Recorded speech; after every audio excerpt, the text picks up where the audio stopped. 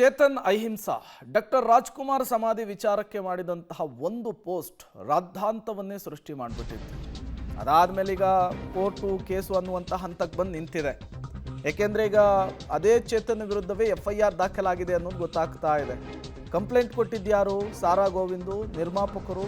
ಅವರು ದೂರಿನ ಅನ್ವಯ FIR ಆಗಿದೆ. ಇವರು ಜನರ ಭಾವನೆಗೆ ಧಕ್ಕೆ ತಂದಿದ್ದಾರೆ ಅನ್ನುವಂತಹ ಆರೋಪದಲ್ಲಿ ದೂರನ್ನು ಕೊಟ್ಟಿದ್ರು ಸಾರಾ ಗೋವಿಂದು ಅವರು. ಡಾಕ್ಟರ್ ರಾಜ್ಕುಮಾರ್ ಅಭಿಮಾನಿಗಳ ಭಾವನೆಗೆ ಧಕ್ಕೆ ಆಗಿದೆ.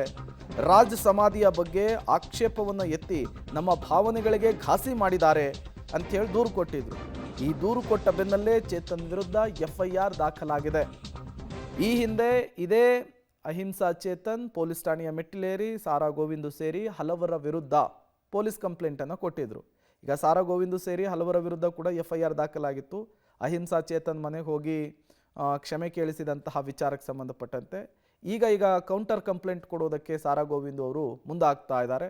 ದೂರು ಪ್ರತಿ ದೂರು ಇದು ಎಲ್ಲಿಗೆ ಹೋಗಿ ನಿಲ್ಲುತ್ತೆ ಅನ್ನೋದನ್ನು ಕಾದು ನೋಡಬೇಕಿದೆ.